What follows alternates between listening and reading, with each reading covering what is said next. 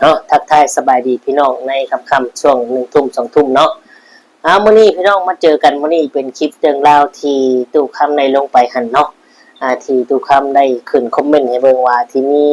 FC ผู้นึงเนาะที่ได้คอมเมนต์มาหั่นตู้คำก็ได้ฮู้กระจะแจ้งแล้วว่าเป็น FC ที่ติดตามตู้คำเข้ามาใหม่เนาะคือความหมายที่เราพิมพ์เข้ามาน่ะเราเขียนแนวนี้พี่น้องเราได้อธิบายแล้วอ่าแล้วพิมพ์คำว่าผู้ใดเนาะที่เฮ็ดพฤติกรรมที่บ่ดีกับพี่น้องคนไทยไว้แล้วก็มี YouTube ช่องนึงเนาะที่ได้ต่อว่าหรือตอบโต้เราก็คือนั่นแหละพี่น้องตอนนี้มาไทยบ่ได้แล้ว YouTube ช่องนั้นน่ะเนาะและคลิปนี้เนาะก็อยากฝากถึงทุกคนอีกคือนึงเนาะทุกคนกำลังเจอปัญหาอยู่ตอนนี้เนาะคือทุกคนก็บ่สามารถออกคลิปได้และทุกคนก็อาจสินึกออกถ้ามาเจอคลิปของข่อยพี่น้องฝากแชร์บอกทุกคนเด้อพี่น้องเด้อเนาะเพื่อความหวังดีว่าเจ้าได้เฮ็ดผิดกับพี่น้องคนไทยไว้บ่เนาะอยากรู้ข้อมูลเพิ่มเติมขับเบิ่งไปชมคลิปของทุกคำพี่น้องเนาะไปทุกคนบ่เว้าเล่นนะพี่น้องเนาะทุกคนยังเจอวิบากกรรมใหญ่อยู่ถ้าว่าเจ้ายังบ่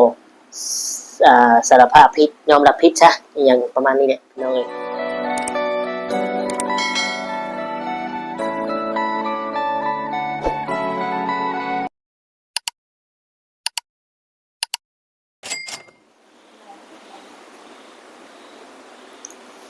กับทักทายสบายดีและสวัสดี FC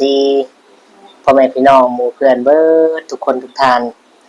บ่ว่าสิอยู่ฝั่งไทยฝั่งลาวเนาะหรือว่าต่างประเทศก็ยินดีต้อนรับเข้าสู่ช่อง YouTube ตู้คำปันสุขเด้อพี่น้องเอ้ยเนาะทักทายเจอกันมื้อนี้ก็เสียงเปลี่ยนไปแน่จักหน่อยนึงทุกคนเอ้ย6 โมงจะทุ่มนึงนั่นแหละเนาะยัง3 นาทีทุ่มนึงเสียงเปลี่ยนไปเนื่องจากว่าเป็นวัดพี่น้องฝนตกเนาะเดือน7 เดือน 8ก็ตกเป็นธรรมดาเนาะบ่ว่าอยู่ไทยอยู่ลาวพอฤดูมันแล้วก็ฮ้อนยามมันแล้วก็ตกเป็นปกติพี่น้องเอ้ยเนาะเข้าสู่เรื่องราวมื้อนี้ก็เป็นเรื่องของตุกอนคือเก่าพี่น้องเอ้ยเนาะคือตุกอนนี่เราก็ยุติลงคลิปแล้วเนาะเรายุติลงคลิปแล้วส่วนทุกคำลงนี่ก็ทุกคำก็บ่ได้ไปเอาคลิปที่เพิ่นได้ไปละเมิดสิทธิ์หรือไปเอาคลิปที่ผัวน้อยเมียน้อยอย่างที่บ่มดเราได้เสนอมาหันลงดอกเนาะทุกคำก็เสนอเรื่องราวของทุกคนที่ว่าเราเนี่ยขี้โม้เนาะขี้โม้หรือว่าเราเนี่ยเข้าข่ายหลอกลวงหรือว่าฉ้อโกงเนาะฉ้อโกงหลอกลวงก็ว่าได้แบบนี้นะพี่น้องเอ้ยเนาะเพราะว่าเป็นจังได๋พี่น้องคือจังเราเว้าพุ่นแหละเนาะเราก็เคยเว้าอยู่ว่ามีพี่น้องคนไทยเฮาเนี่ยมาหาเราเนาะว่ามาเอาของดีของเราเนาะอยู่สกลนครบ่พี่น้องเอ้ย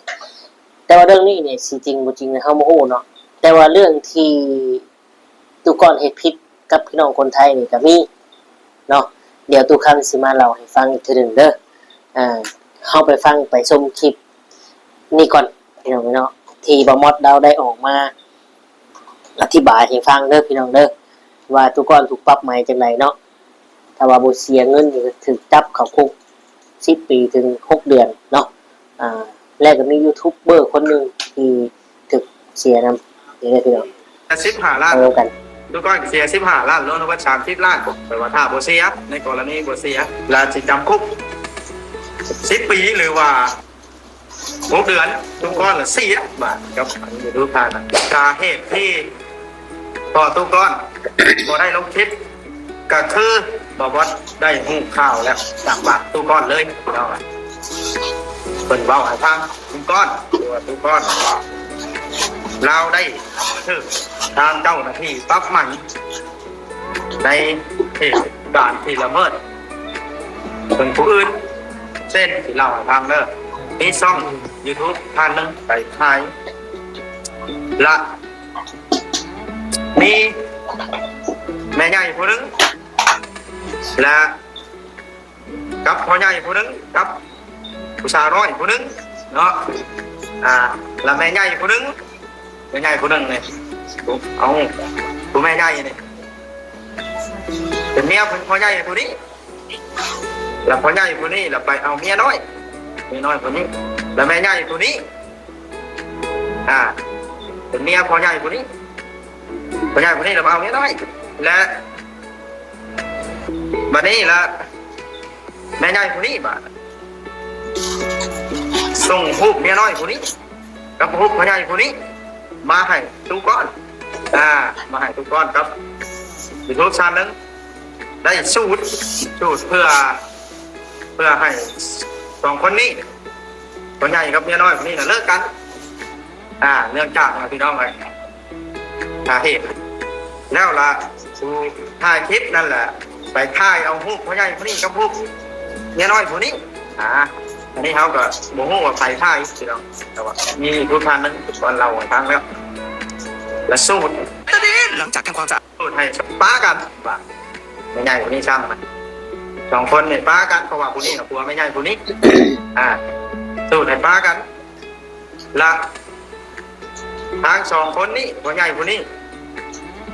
เราบอกพอใจไม่น้อยแต่เอาเรื่องผู้เผยแพร่คลิปและก็กับผู้สู้ทันเพราะว่ามันออกโลกโซเชียลสาธารณะเนี่ยพี่น้องแต่พอเอาเรื่องแล้วไหมบ่าไหมดูก้อนผู้ละ15 ล้านเอาเลยYouTube ก็เสีย15 ล้านดูก้อนเสีย15 ล้านรวมทั้งหมด30 ล้านสองคนนี่ใหม่ขึ้นศาลพี่น้องไอ้คนก็ทำตามหน้าที่เนาะผู้ถูกเรียกร้องไปว่าถ้าบ่เสียในกรณีบ่เสียแต่เสียเงินอยู่และสิจำคุก10 ปีหรือว่า6 เดือนถ้าบ่เสียเงินใน15 ล้านเลยทุกก้อนละเสียบาทกับอันนี้ดูผ่านละ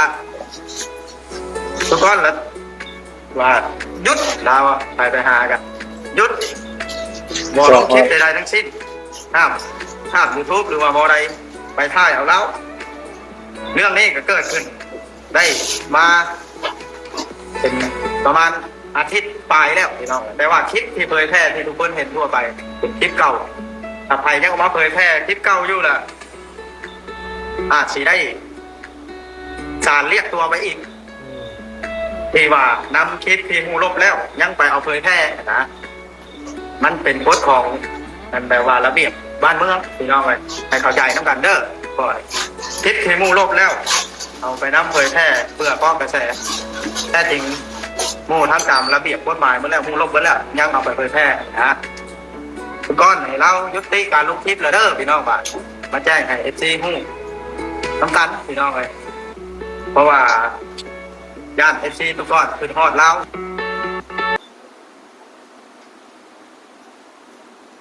โอเคพี่น้องเลยเนาะ เบิ่งจบเป็นทีเรียบร้อยทุกคนคิดเห็นจังใด คือเรื่องราวนี่ก็เป็นเรื่องราวที่แบบว่าไม่น้อยไม่หลวงไม่ใหญ่หรือว่าโทรมาเยอะทุกก่อนหรือว่าจังไดเนาะคือส่งคลิปผู้ที่อยู่กับเมียน้อยมาให้ผู้นี้ส่งให้ทุกคนเบิ่งทุกคนก็เคยแพร่กับ YouTube ช่องนึงเนาะตามที่ว่ามอดเว้านะก็เลยเสียคนละ15 ล้านกีบรวมแล้วก็เป็น30 ล้านกีบเนาะสำหรับเรื่องราวนี้ทุกคนก็ถือว่าเป็นบทเรียนเนาะและทุกคนก็ยุติลงคลิปว่าซั่นเนาะและทุกคนก็อยากฝากบอกทุกคนอีกด้วยความหวังดีเนาะด้วยความหวังดีแชร์คลิปนี้ไปให้ถึงทุกคนไปเลยเนาะทุกคำก็บอกด้วยความหวังดีเนาะว่าเจ้าได้เฮ็ดผิดอีหยังกับพี่น้องคนไทยบ่เนาะ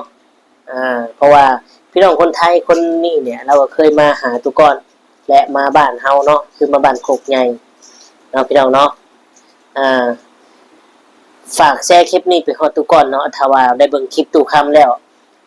ลองพิจารณาคิดเบิ่งว่าที่ตู้คำเว้าเนี่ยตู้ก่อนจะคิดออกบ่และตู้ก่อนจะรู้สึกบ่ว่าตู้ก่อนได้เฮ็ดผิดอีหยังไว้เนาะถ้าว่าตู้ก่อนคิดออกเนาะคิดออกว่าเฮ็ดผิดแล้วกับพี่น้องคนไทยคนนี้ก็ให้คุยกับเพิ่นเนาะหรือทักหาตู้คำเนาะพี่น้องเนาะหรือทักหาตู้คำแล้วก็ขอโทษยอมรับความจริงซะว่าเจ้าเฮ็ดบ่ได้อย่างที่เจ้าหวังอย่างที่เจ้าว่าไว้เนาะเพราะว่ามันเป็นการเข้าข่าย คำว่าหลอกลวงหรือต้มตุนไหนพี่น้องเอ้ยเนาะเพิ่นสามารถเอาผิดเจ้าได้อีกเนาะเพราะว่ามันโมเมนต์แต่ว่าอยู่ลาวใดที่เจ้าเว้าแนวนี้เนาะ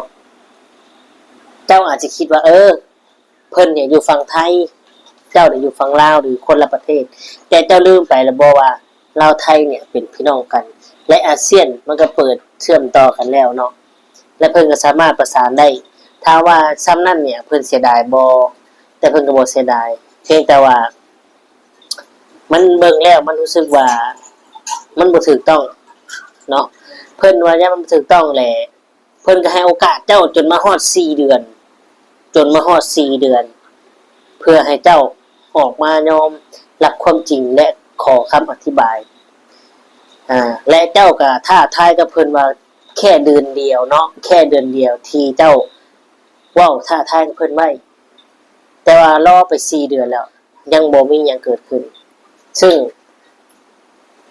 ความที่ท้าทายไว้หรือว่าการที่เพิ่นคุยกันกับเจ้าเนี่ยมันก็บ่มีเกิดผลประโยชน์หยังซึ่งในภายในเดือนนึงเจ้าเฮ็ดบ่ได้เจ้าก็ควรคืนเพิ่นไปซะเนาะคืนเพิ่นไปซะแม่นอยู่แต่ว่าเพิ่นอยู่คนละประเทศ ลูกเจ้าเด้ลูกเจ้าหลานเจ้าเด้ก็อยู่ไทยเนาะก็อยู่ประเทศไทยตู้คำก็เป็นคนลาวคนหนึ่งเนาะที่เห็นความที่ว่าบ่ถูกต้องแล้วก็ตู้คำก็คิดว่าตู้ก้อนเนี่ยควรที่ขึ้นเพิ่นไปให้มีความเชื่อถือเนาะและถ้าว่าเป็นหยังเนาะถ้าบางคนว่าเอ้าคือเชื่อเราก็เพราะว่าตู้ก้อนเป็นผู้ใหญ่เป็นผู้เฒ่าเป็นผู้อายุโสผู้หนึงเนาะที่ควรนับถือเคารพนับถือเนาะแล้วก็มีห้างไม้ห้างยาที่ขายอยู่เพิ่นก็เลยลองเบิ่งด้วยความเป็นผู้ใหญ่ด้วยความเว้าเป็นตุเป็นตะด้วยความเว้าที่ว่ามั่นคงเนาะเพิ่นก็ลองเบิ่งภายในเดือนเดียวเนาะลองเบิ่งว่าผู้นี้คนผู้นี้สิจริงใจบ่หรือว่าจังได๋เพิ่นก็ได้ลองเบิ่งในเมื่อลองไปแล้วเนาะเจ้ารู้สึกว่าเจ้าเฮ็ดบ่ได้เนาะเจ้าก็คนขึ้นเพิ่นไปซะเนาะบ่แม่นหยังดอกทุกคำก็บ่ได้ว่าออกมาเข้าข้างคนข้างพี่ดอกทุกคำก็อยากให้มันถูกต้องเนาะทุกคำก็อยากให้ทุกก้อนเนี่ยคืนศักดิ์ศรีกู้ศักดิ์ศรีคืนมาซะกู้ศักดิ์ศรีของทุกก้อนที่ทุกก้อนได้ทำลงไปหันคืนมาและมันสิเป็นผลดีต่อครอบครัวของเจ้าเนาะของทุกก้อนหรือญาติพี่น้องลูกเจ้าที่อยู่ในไทยนี่แหละเนาะค่อยฮู้ได้ค่อยฮู้เนาะถ้าว่าตุกคำคือฮู้เนาะถ้าว่าเราว่าให้ทุกก้อนถ้าว่าเจ้าฮู้ทุกก้อนบ่ต้องทักมาข่อยบ่โทรมาข่อยก็ได้เนาะถ้าว่าทุกก้อนยังมั่นใจว่าทุกก้อนถูกอยู่กะแล้วแต่เจ้าแต่ผลการกระทำกรรมเกิดขึ้นกับผู้กระทำหั่นมันสิกลับมาทำร้ายตัวเจ้าเองเนาะค่อยเชื่อว่าโมเมนต์มื้อนี้กับมื้ออื่นโมเมนต์มื้ออื่นกับมื้อโมเมนต์มื้อฮื้อกับมื้อตึงโมเมนต์มื้อตึงกับเดือนนี้โมเมนต์เดือนนี้กับเดือนหน้าโมเมนต์เดือนหน้ากับเดือนก่อนโมเมนต์เดือนก่อนกับเดือนฮื้อเนาะโมเมนต์เดือนฮื้อกับปีหน้าโมเมนต์ปีหน้ากับปีฮื้อเพราะว่ากฎแห่งกรรมเนี่ยต้องรอสั้นนะเนาะทุกคำเชื่อเจอมาเลยพี่น้องแต่มันก็ต้องยอมรับเพราะมันเกิดจากการกระทำของเราเองเนาะพี่น้องอันนี้คือกันเห็นบ่เกิดจากการกระทำของตัวก้อนเองถ้าเราบ่กระทำแบบนี้สิ่งเหล่านั้นเงิน15ล้านที่เราถือปรับถือใหม่ก็บ่เกิดขึ้นเนาะมันก็คือเป็นผลการกระทำของเราเองเนาะอยากได้ดีต้องทำดีอยากได้ชั่วก็ทำชั่วไปเนาะบาปและบุญมาคู่กันคนเราเกิดมาเพื่อหยังเพื่อตายและสร้างบารมีไว้เนาะ เกิดมาสร้างบารมีแล้วก็ตายจากโลกนี้ไปเนาะทุกคำเชื่อนั่นซึ่งทุกคำเองก็เป็นผู้หนึ่งเนาะที่บ่มักกันที่ว่าตอแหลหลอกลวงก้นอะไรอย่างปากบานก้นเปรี้ยวเนาะถ้าว่าทุกคนมีกิเลสบ่มีเนาะทุกคำก็มีคือกันแต่ทุกคำเนี่ยเล็กๆน้อยๆเนี่ยทุกคำบ่เฮ็ดเนาะนี่คือกิเลสมันนั่นนี่นอกจากสว่าพันล้านบ่ร้อยล้านบ่หมื่นล้านบาทบ่กิเลสในตัวทุกคำอาจสิเกิดขึ้นก็มีเนาะเพราะว่ามันเป็นหยังก็มันเป็นกรรมที่แบบว่ากรรมที่คุ้มค่าทำให้ครอบครัวสบายเลยทุกคำยอมรับเนาะกรรมนี่แต่เล็กๆน้อยๆเนี่ยมันรู้สึกว่าครับทำดีต่อกันดีกว่าเนาะพี่น้องเนาะเอากะประมาณนี้เนาะคลิปนี้ก็ฝากถึงทุกก่อนเด้อเนาะทุกคำกับวังดีทั้งเจ้าบ่อยากให้ครอบครัวของเจ้าเนี่ยเดือดร้อนเนาะเพราะมันยังมีกรรมที่เจ้าก็ทำไว้อยู่กับพี่น้องคนไทยผู้หนึ่งเนาะเจ้าเห็นคลิปเพื่อจะสินึกออกเนาะฝากเตือนเนาะฝากบอกด้วยความหวังดีเอาพี่น้องเลยสำหรับคลิปนี้ก็ประมาณนี้ขอขอบคุณหลายๆเนาะที่เขาเอาเบิ่งมาชมกดไลค์กดแชร์และกดติดตามให้ทุกคำก็ได้ขอตัวจบคลิปอำลาพระจากพ่อแม่พี่น้องไปนอนพักผ่อนกินยาก่อนมาเด็กพี่น้องเริ่มคอแหมเนี่ยบ่สบายพี่น้องเนาะเอาถ้าว่าคำบอกคำจาอันใดที่ทุกคำบ่เหมาะสมหรือผิดพลาดประการใดก็ขอโทษขออภัยนั่นไม่ได้เนาะแต่ถ้าว่าคำบอกคำจาของทุกคำเนาะเป็นประโยชน์ต่อสังคมก็แชร์ออกไปและนำไปใช้พิจารณาเบิ่งแต่ถ้าว่ามันบ่มีประโยชน์ต่อสังคมก็บ่เป็นหยังแชร์ทิ่มลงคลองก็ได้เนาะพี่น้องเนาะมาว่ากันท้ายนี้สุดนี้ก็คือสิได้กล่าวคำว่าสบายดีแหละสวัสดีครับ